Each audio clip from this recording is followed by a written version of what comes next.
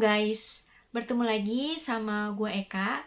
Di video kali ini gue mau nge-review tentang sebuah buku yang menurut gue cukup useful buat kamu yang pengen belajar tentang minim sampah atau zero waste.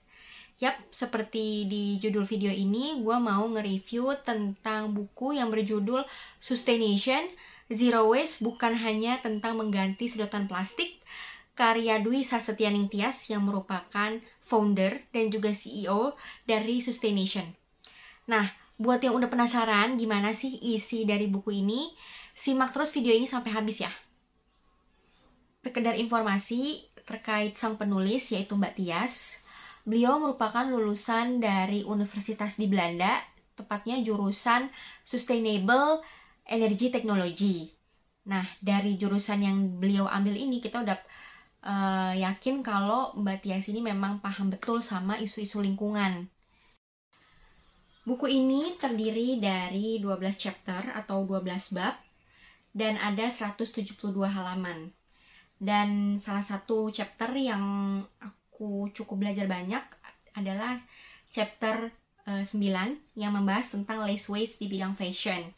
Jadi di chapter tersebut dijelaskan juga kalau misalnya yang namanya fast fashion itu banyak memperkerjakan para wanita. Dan biasanya yang memproduksi less waste itu ada di Asia gitu, di negara-negara Asia.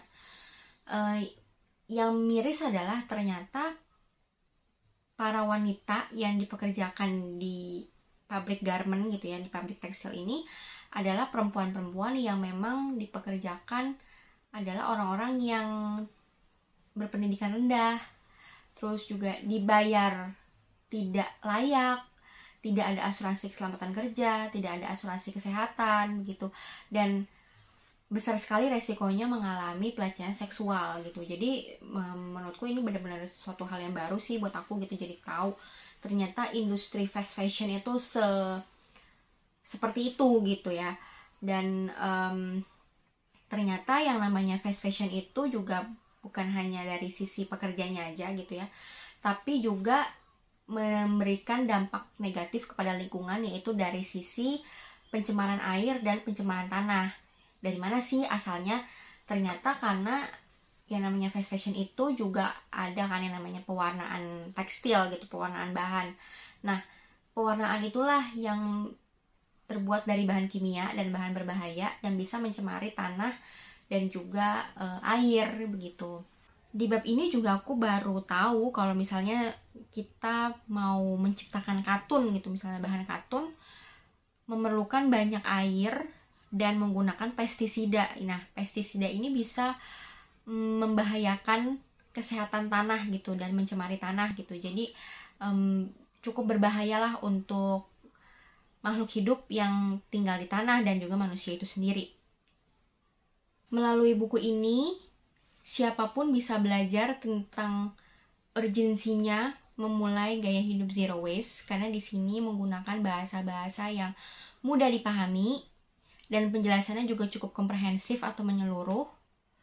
Di sini kita bisa jadi paham gitu kenapa sih atau bagaimana sih kondisi sampah di Indonesia, bagaimana sih kondisi lingkungan di Indonesia. Dan di buku ini juga diceritakan atau dibagikan pengalaman dari sang penulis sendiri, bagaimana cara memulai gaya hidup minim sampah atau zero waste dari hal-hal terkecil gitu. Misalnya dari dapur kita gitu, bagaimana sih kita mengontrol sampah makanan, bagaimana kita mengontrol sampah yang ada di dapur dan di rumah, bagaimana cara mengompos yang baik gitu. Semuanya terangkum di sini. Mbak Tias juga mengencourage pembacanya untuk memulai gaya hidup minim sampah dari hal-hal yang kita sukai. Misalnya kalau kita suka memasak, ya kita bisa mulai mengurangi sampah dari dapur di rumah kita misalnya. Menurutku salah satu kelebihan dari buku ini, selain menggunakan bahasa yang mudah dipahami siapa saja, buku ini juga cukup banyak infografis dan gambar-gambar yang membantu menjelaskan tema-tema yang ada di masing-masing chapter. Jadi pembaca tidak cepat merasa bosan dan jadi mudah untuk membayangkan tema yang sedang dibacanya. Kelebihan selanjutnya menurutku di buku ini cukup banyak tips-tips praktikal yang mudah dilakukan di kehidupan sehari-hari. Jadi kita nggak perlu membayangin bahwa zero waste itu mulainya susah. Nggak, tapi kita bisa mulai dari hal-hal terkecil dulu yang bisa kita lakukan. Misalnya di chapter 5 ini ya, yang ngebahas tentang kurangi sampah dari dapur. Di sini ada penjelasan cukup lengkap gimana sih cara kita mengurangi sampah dari dapur. Misalnya dengan membuat menu harian. Gitu, kita bisa menggunakan tabel-tabel yang sudah dicontohkan dari Mbak Tias ini. Terus yang menariknya lagi di sini di chapter ini juga kita diberikan penjelasan dan contoh bagaimana sih cara menyimpan sayur dan buah tanpa plastik. Di sini cukup jelas penjelasannya, contoh-contohnya juga. Jadi kita bisa tahu nih gimana sih cara menyimpan si sayur dan buah agar tidak cepat busuk dan pastinya menghindari food waste.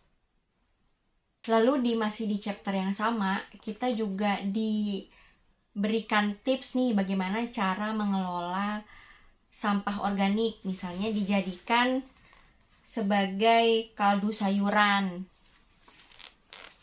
Lalu juga ada ekoenzim, dibuat menjadi ekoenzim. Gimana sih cara membuat ekoenzim? Terus misalnya kulit jeruk dijadikan sebagai sabun cuci piring. Ini banyak banget tips praktikal-praktikal yang membantu kita untuk meminimalisir sampah organik. Gimana? Udah penasaran untuk baca buku ini selengkapnya? Kalau pengen punya buku ini, kalian bisa beli di situs resminya Sustaination di sustaination.id atau di Tokopedia di official store-nya mereka. Nah, biasanya ini bukunya dijual dengan harga 55.000. Tapi terkadang di momen-momen tertentu seperti payday itu ada potongan harga. Kalau gua nggak salah pernah ada 48.000.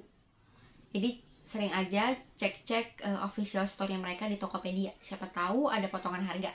Lumayan kan, bisa ngirit. Oke, segitu dulu video kali ini. Semoga bisa menjadi referensi buat kamu yang lagi cari bacaan atau buku supaya lebih paham kenapa sih sebaiknya memulai gaya hidup minim sampah dari sekarang. Kalau misalnya ada saran, kritik, atau mungkin ide untuk membuat video terkait zero waste lainnya, bisa sampaikan di kolom komentar di bawah. Sampai jumpa di video selanjutnya. Bye.